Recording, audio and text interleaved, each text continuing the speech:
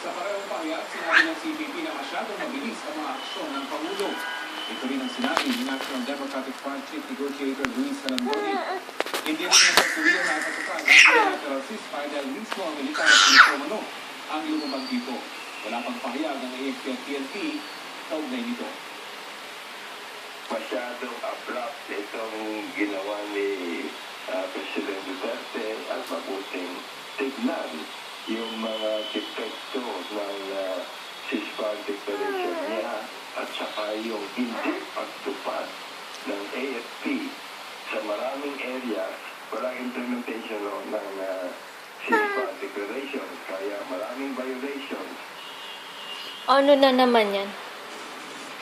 Dumalo si Pangulong Rodrigo Duterte sa isang Thanksgiving dinner para sa mga miyembro ng Presidential Security Group o PSG. Sa okasyon, tinawag na ang evening of the Commander-in-Chief. Nagkaroon din ng pagkakataon ng Pangulo ng personal na pasalamatan ng PSG sa matatakitong pagtupad. Ingay? Sa Ingay? mga 1,000 organic PSG personnel at mga Ingay naman! nangako rin ng Pangulo ng kanyang buong suporta sa grupo. Ingay! Thanksgiving dinner para sa mga magre-retiro at mga pangulong miyembro. Tita! Aron-aron! Tuton ang ilang operator at driver Ne! ng UV Express sa utos ng LTFRB na nagbabawal Aron-aron! sa mga pangyayensa. Pinag-iisipan din nila dudulog sa korte para mabawi ang nasabing pautusan. O, isa pa tawag ni tita yan Aron-aron! Ne! Isa pa. Aron-aron! Yeah! Ang pinakamaising ruta ng mga UV Express mula sa kanilang point of origin patungo sa kanilang point of destination, maliban lamang sa EDSA. Pwede lang silang tumuntong sa EDSA kung papatawid sila, pero hindi nila ito pwedeng bagsakin patungo sa kanilang mga destinasyon. Bawal na bawal din daw na magbaba at magsakay ng mga pasero ang mga UV Express sa pagitan ng kanilang mga destinasyon. Dalawang po niyan ang nalimas nga ng LTFRB dito.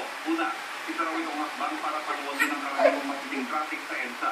Pangalawa, ito ang nabagsak sa pangkita ng mga UV Express ang bumagsak sila sa EDSA. Kaya kung tutuusin, out of line daw ang mga ito kasi sa tuloy ng pagiging koloro. Nood ka TV, dali. Nood ka news. Ano yung galit na? Galit na? Galit na? Galit ka na sa balita? Ha? Galit ka sa balita? Ha? Anood na news na.